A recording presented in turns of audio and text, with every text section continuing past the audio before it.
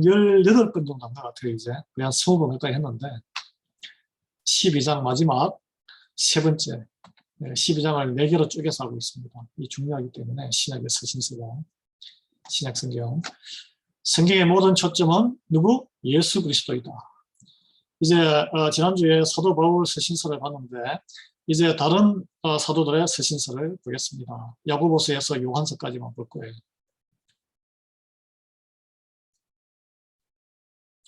자, 이제 빌레몬서 지난주에 했고 히브리서는 성숙, 믿음의 성숙을 촉구하는 그런 편지입니다. 우리는 천국에 갈 수 있는 유일한 소망이신 그리스도 안에서 믿음을 통해서 거듭나는 순간, 세례를 받는 순간 갓 태어난 애기의 애기, 베이비인데 하나님의 가족의 일원이 그때 됩니다. 여러분 뭐 연세가 많든 적든 스스로 마음으로 믿어 입으로 시인해서 예수 그리스도를 구주로 영접하면 이제는 새로운 애기가 되는 거예요. 영적인 베이비. 그래서 하나님은 우리에게 성숙에 이르는 성장 과정을 요구하시고 또 기대하십니다. 그렇지만 모든 기독교인들이, 그리스도인들이 하나님의 이 요구와 기대에 부응해서 빠르게 성장하는 건 아니에요. 여러분 주변에 보세요. 아주 오랫동안 교회 언제를 왔다 갔다 해도 믿음의 성장이 전혀 없는 분들이 있습니다. 그리고 더욱이 기독교인들이 교회를 다니면서도 그 초기보다 더 믿음이 퇴보하는, 후퇴하는 사람들도 있습니다. 히브리서를 쓴 이유는 바로 그런 현상을 보이는 사람들에게 믿음이 성장해야 된다는 것을 강력하게 촉구하고 있습니다. 그래서 제가 이걸 하기 전에 수요 예배 때 강해 설교를 히브리서를 강해 설교로 하다가 중단했어요. 지금. 여러분의 믿음이 성장하기를 하나님께서 간절히 원하시고 여러분의 영적인 양식을 제공해주는 역할을 맡는 목사로서 제가 가장 원하는 것이 여러분의 성장이에요. 성장. 성장하려면 말씀의 꼴을 양식을 먹어야 합니다. 먹고 인내로서 훈련을 받아야 돼요. 그걸 마다하시면 성장할 수가 없습니다. 여러분. 성장 안 하면은 과거로 돌아가서 옛사람으로 돌아가서 마귀 사탄의 밥이 되는 거예요. 오늘 이 편지는 유대인들이 당시에 종교적으로 믿고 있던 유대교적인 그런 요소들 그리고 예수 그리스도를 비교하고 있습니다. 그 비교 결과 이게 도표 나오죠? 예, 도표 나옵니다. 예수님이 더 우월하시고 훨씬 우월하다는 것을 비교할 수 없이 우월하다는 것을 이야기합니다. 예수님께서 천사나 선지자나 모세나 여호수아나 아론이나 모든 레위인보다 훨씬 더 우월하다는 것을 입증하고 있어요. 예수님께서 구약의 언약이나 성소나 희생제물을 능가합니다. 그분 한 분이 모든 걸 이룩하신 완벽하신 분이셨어요. 하나님의 계획이 부분적이고 미숙하겠습니까? 그 히브리서는 이 믿음의 성장을 촉구했는데 성장을 방해하는 6가지 위험을 이렇게 2장부터 이렇게 5장까지 이렇게 표류, 믿음에서 떠나서 여기저기 방황하는 것, 의심하는 것, 불순종하는 것. 믿음은 가만히 정지되어 있는 것이 아닙니다. 진보를 하거나 퇴보를 하는 거예요. 아니면 성령을 욕되게 하는 것. 그래서 이제 구원받지 못할 제조국에. 그 다음에 예수 그리스도를 부인하는 것. 요즘 시대에 이 구원과 예배는 언제나 믿음을 바탕으로 합니다. 믿음. 이 믿음을 지킨 자, 모든 시대에 믿음의 종들이 나타낸 능력의 정도들이 넘치고 있어요. 그 기록이 성경에 나오는 이런 사람들이에요. 하나님께서는 필요한 경우에 믿음을 떠나서 방탕한 것이 뭐 허랑방탕이 아니고 믿음을 떠나서 하는 것 자체가 방탕한 삶이에요. 예배를 떠나서 하는 삶, 이 격려하고 질책하시는 회초를 때리는 사랑의 아버지이십니다. 여러분 하나님 떠나서 잘 되는 게 세상적으로 잘 되면 그게 도리어 독입니다. 독. 뭔가 자충우돌 관계의 불편함이라든지 여러 가지 어려움이 있을 때에 하나님이 질책하시는 줄 믿으시기 바랍니다. 하나님께서는 우리의 믿음을 성장시키기 위해서 열심을 다하시는데 우리는 스스로의 믿음의 성장을 위해서 무엇을 하고 있습니까? 이 팬데믹 기간 중에 여러분의 믿음의 성장을, 믿음을 까먹고 계십니까? 믿음의 성장을 위해서 어떤 힘을 쏟고 계십니까? 한번 돌아보시기 바랍니다. 다음에 야고보서. 야고보서는 주제가 믿음은 행동이 따라야 믿음이다. 네, 행실이 따라야 믿음이다. 예수님의 동생이에요, 야고보는. 예수님을 안 믿다가 이제 부활하고 이런 걸 보면서 이제 확실히 믿게 됐는데, 소아시아, 그러니까 지금 터키하고 그 일대에 흩어져 있던 유대인의 12지파에 소속되어 있던 유대인들의 그리스도인들에게 쓴 편지입니다. 예수를 믿는다는 것은 믿으면 합당한 그 믿음에 따른 행동으로 표현되게 되어 있습니다. 여러분, 구원은 오직 믿음으로 받는 것이지만 구원에 이르는 믿음만으로 구원에 이를 수는 없는 거예요. 왜냐하면 행위가 없는 믿음, 그건 가짜예요. 그걸 야고보는 강조하고 있습니다.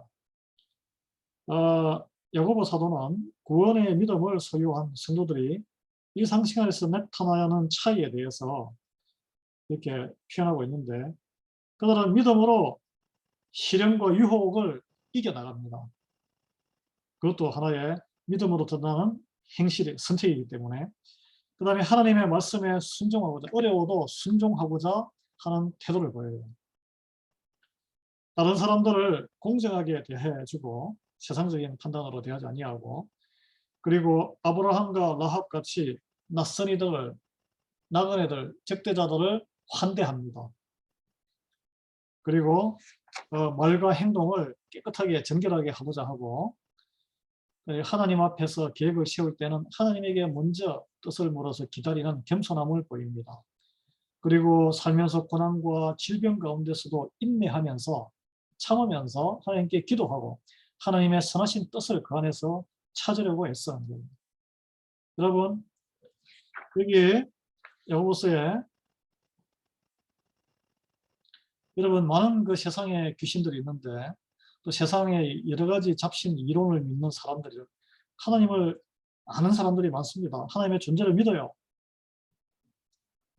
야고보서 2장 19절 20절에 보면은 귀신들이 하나님을 믿는다고 알고 있다고 하지만 그래도 벌벌 뜬다고 좀 찾아보겠습니다. 2장 19절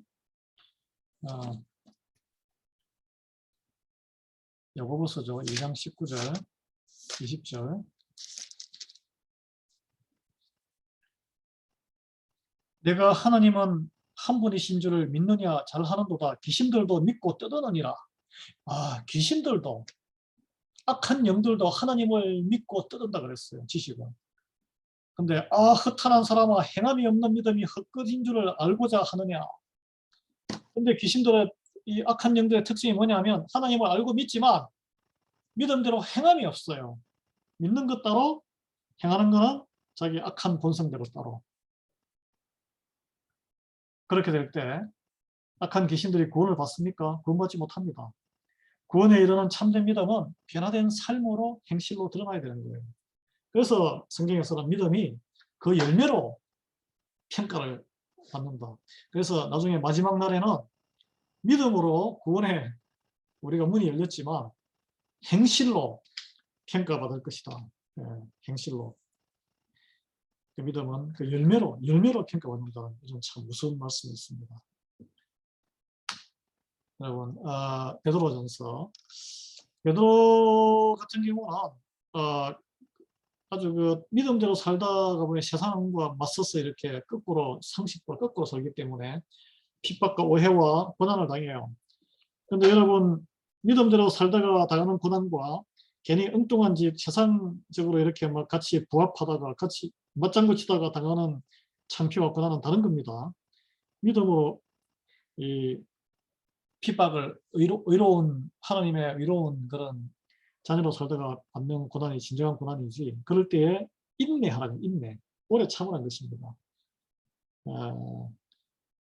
베드로는 오래 참는 사람이 아니었죠. 금방 배신했던 사람인데 오순절 성령 감림 이후에 오래 참을 수 있는 완전히 다른 사람으로 바뀌었습니다. 그래서 성령의 열매 우리가 알잖아요. 사랑, 희락, 평강, 화평과 오래 참음, 자비와 양성과 충성, 온유, 절제. 그런 인간으로 사람으로 변하게 되는 것이죠. 네. 성도들이 고난을 받을 때에 하나님께서 보호하신다는 것을 우리가 믿어야 돼요. 예, 보호라는 단어가 나오죠.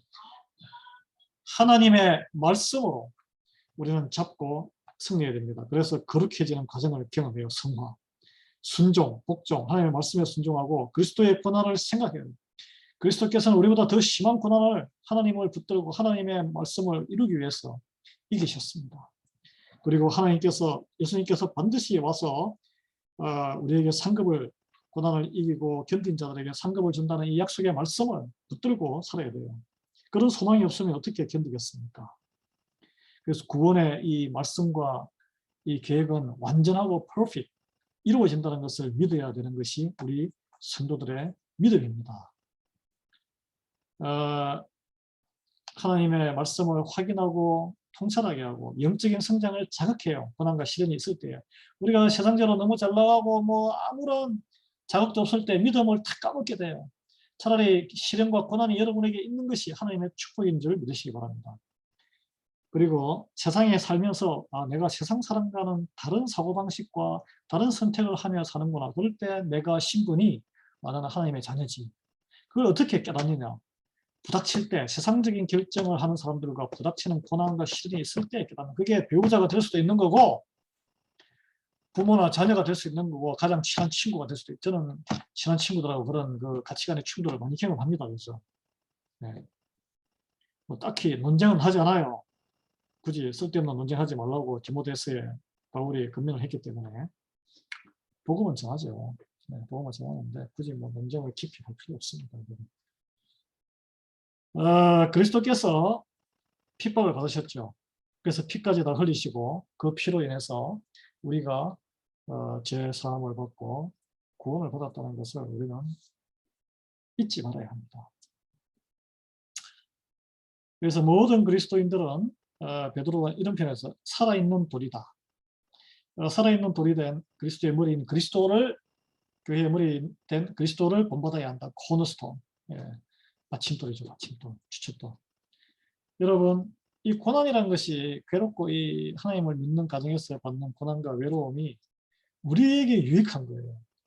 그래서 여러분, 고난이 닥칠 때 성도에게 여러분이 죄를 지어서 엉뚱한 일을 해서 일이 꼬이는 거 말고 이렇게 전도를 한다든지 섬기는 과정에서 교회 사역을 하는 과정에서 힘든 일이 생기는 것은 우리의 죄 때문이 아닙니다.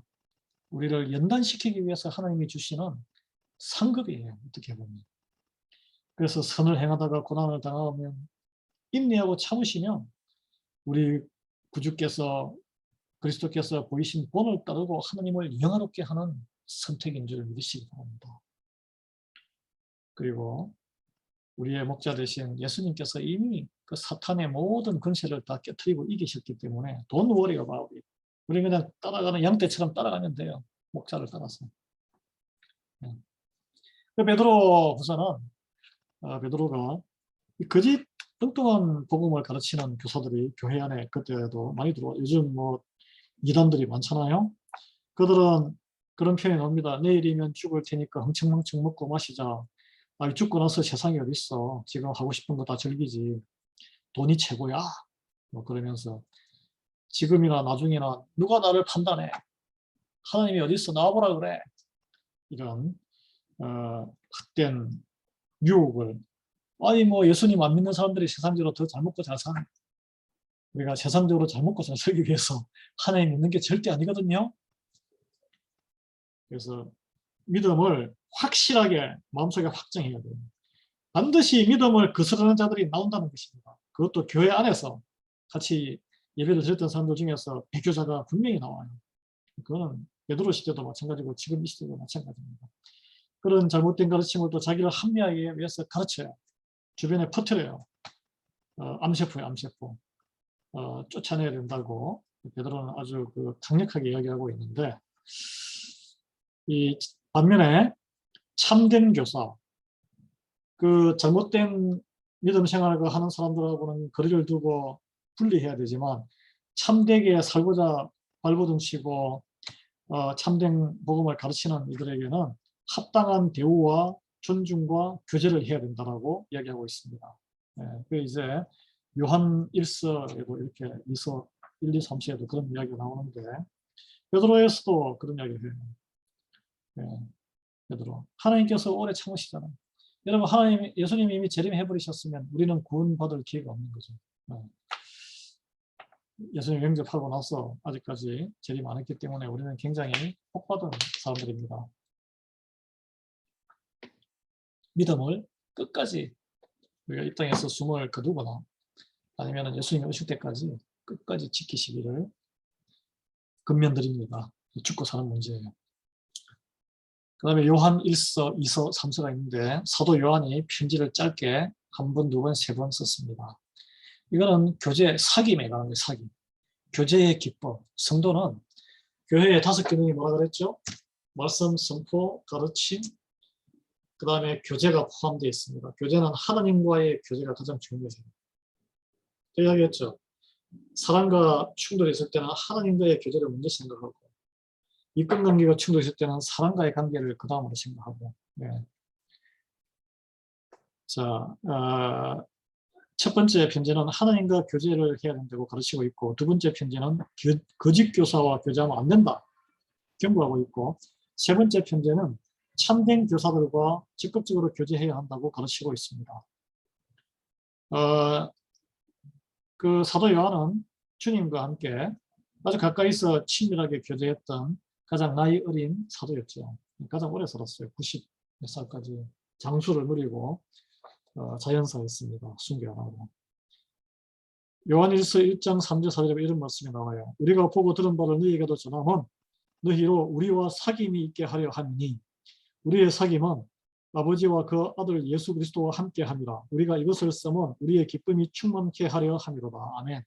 제가 예수님을 믿고 나서 이렇게 믿음 생활을 하고 목사를 하면서 옛날에 뭐 형제 자매를 만나거나 옛날 오랜 친구를 만나는 것보다 믿음이 신실한 사람 처음 만나도 믿음이 신실한 장로님, 집사님 또는 목사님들과 만나서 교류하면 그렇게 기쁠 수가 없어요. 마음이 그렇게 편안할 수가 없어요.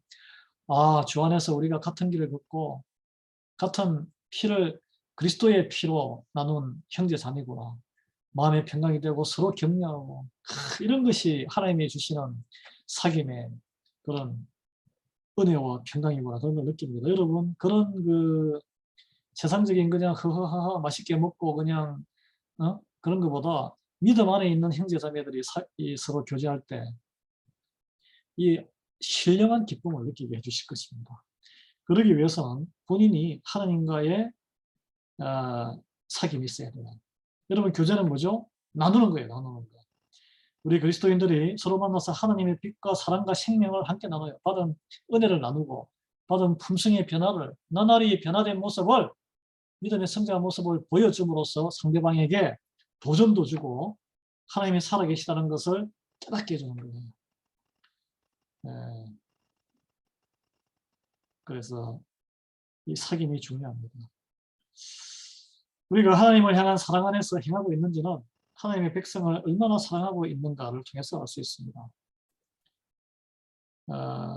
참된 그리스도인은 하나님의 생명을 그분의 생명력이 사귐을 통해서 우리 안에 있는 거예요. 그래서 왜 이제 다른 믿음이 연약한 자를 만나면 그런 게 이 예수님을 생각나게 하는 사람 뭐 이런 책도 있는데 저도 이제 믿음이 성장하는 과정이기 때문에 저도 점점점 이 땅을 떠날 때 하나님이 이제 준비가 됐다 온나 나랑 가자 주님이 할 때까지 점점 더 하나님을 닮아가고 예수 그리스도를 닮아가는 그리스도의 향기를 점점 향기가 짙어가는 그런 사람이 되기를 소망하면서 기도하고 있습니다. 저는 여러분이 다 그런 사람이 되기를 원해요. 요한일서 5장 11절 13절 또 증거는 이것이니 하나님이 우리에게 영생을 주신 것과 이 생명이 그의 아들 안에 있는 그것이니라. 아들이 있는 자에게는 생명이 있고 하나님의 아들이 없는 자에게는 생명이 없느니라. 내가 하나님의 아들의 이름을 믿는 너희에게 이것을 쓴 것은 너희로 하여금 너희에게 영원한 생명, 영생이 있음을 알게 하려 함이라. 아멘. 근데 이제 교회의 거짓 교사, 뚱뚱한 교사들, 여기 보면은 어떤 여인을 칭찬해요. 자녀를 잘 양육하고 진리 가운데 걷는 여인을 칭찬합니다. 그리고 여기저기 다니면서 당시에 순회 설교자가 있었는데 한 교회에 머무는 게 아니라 여기저기 다니면서 이렇게 부흥해야 하는 사람인데 엉뚱한 설교를 복음을 가르친 걸 아마 비판하는 그런 글이 있습니다. 그래서 그러면 이 설교자나 말씀을 전하는 사람이 가짜냐 진짜냐 어떻게 판단을 하냐면 하나님이 사람으로 오신 성육신의 예수 그리스도를 인간으로 완전한 인간, 완전한 하나님으로 믿느냐, 삼위일체 하나님을 인정하느냐. 그 인정 안 하는 기독교라고 하는 기독교도 많습니다, 여러분. 우리는 이해가 안 되지만 그런 기독교도 있어요. 이단이에요, 이단. 하나님은 우리가 범죄하기에 너무나 아주 추상적인 존재, 예수님은 그냥 육신이지 무슨 하나님이야 이렇게 이야기하는 사람도 있어요. 그 이단이 이단, 거짓 교사입니다.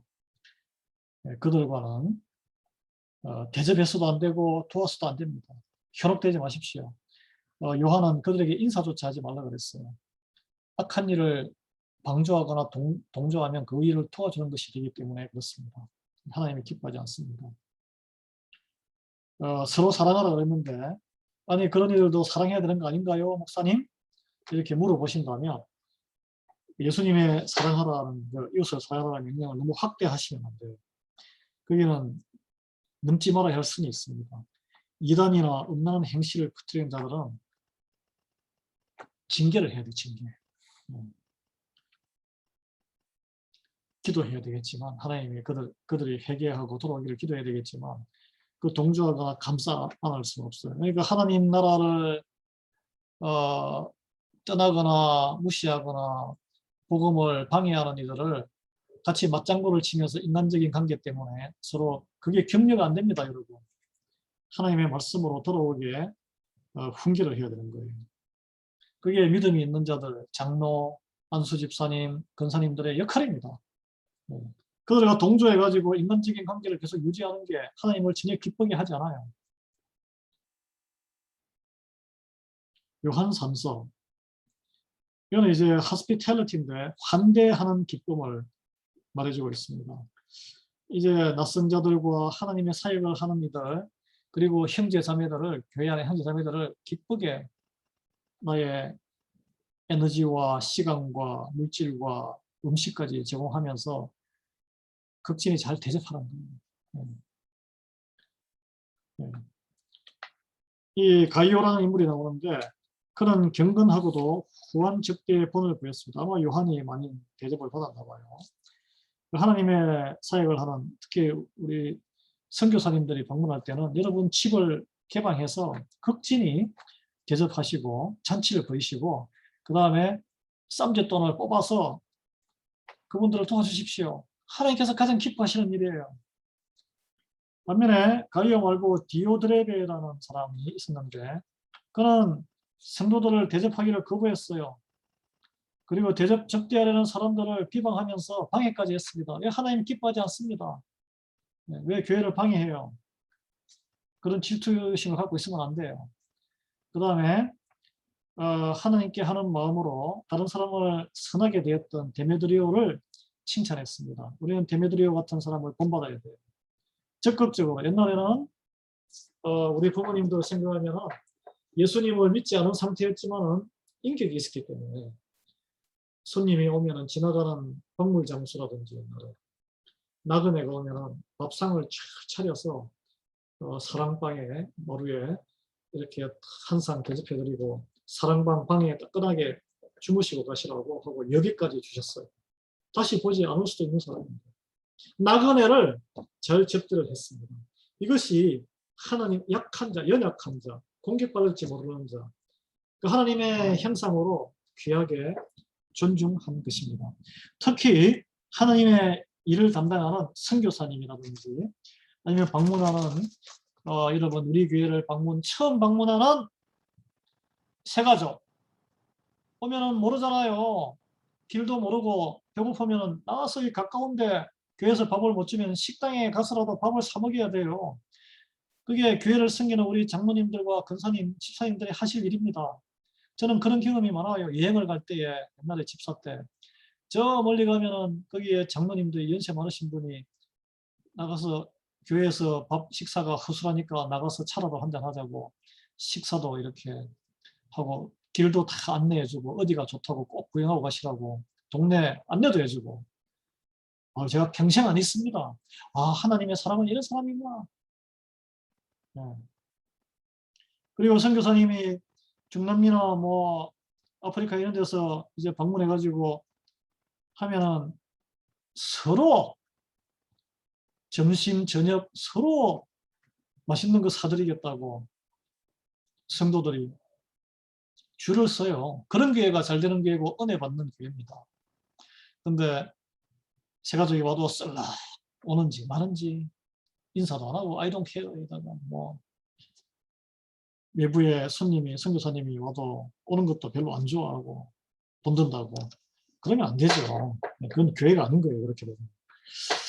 오늘 우리는 이 디오드렙의 손님 접대하기를 거부했던 디오드렙의 이게 나쁜 사례로 하나님의 책에 이름이 남으면 안 돼요. 가이오와 데메드리오처럼 칭찬받는 우리의 집을 이렇게 오픈했어요. 그렇게 칭찬받는 그런 성도가 되기를 예수의 이름으로 축원합니다. 네. 그 다음에 마지막으로 유다서는 믿음을 저버리고 떠난 이들에 대한 심판을 이야기하고 있는 거예요. 유다는 아주 정확하게 봤어요. 세상이 흔들리고 어려울 때에는 믿음을 맹세하고 하나님의 백성으로 감격에 젖어서 열심을 다한 시절이 있었지만 떠나버리는 잘못된 또 생각에 현혹돼서 아주 신령한 우리 예수 그리스도 하나님은 몸으로 오신 거예요. 몸으로. 우리는 몸으로 하는 사역을 해야 됩니다. 몸이 없는 말로만 이렇게 저는 뭐 목사기 때문에 말로 이렇게 선포하지만 몸으로 성도들은 몸으로 섬겨야 돼요. 네. 이게 근데 그런 게 귀찮고 하나님은 눈에 보이지 않기 때문에 신령한 것, 스피리추얼하고 뭐 영적인 것만 추구하는 그런 그 이단이 옛날부터 있었습니다, 여러분. 오늘날에 몸을 쓰고 하면 피곤하거든요. 얼굴 붉히거든 서로. 나가서 봉사하고 이렇게 또 가난한 자들 냄새 나죠. 홈리스 같은 데 가면은 덥죠. 바이러스도 요즘 바이러스 감염될 수도 있는 거고.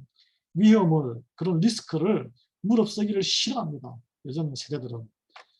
그럼 뭐 하나님의 은혜가 어떻게 임하겠어요? 몸으로 체험을 해야 되는데. 그 결과는 하나님을 잘못 이해하게 되고 나아가서 하나님을 교회 공동체를 업신여기게 되고 불편하게 생각합니다. 하나님의 진리를 더럽히게 돼요. 네. 그런 삶에는 성령이 없습니다. 진실한 크리스천들은 이제 베드로 유다서에 나오듯이 이게 베드로 후서로 되어 있는데 잘못 인식이 됐네요. 유다서인데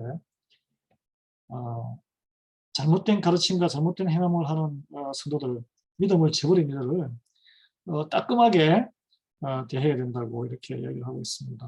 네. 오늘은 여기까지 하겠습니다. 그리고 다음 주에는 우리 마지막 요한계시록이 중요해요. 창세기와 이 딱 대조를 이루기 때문에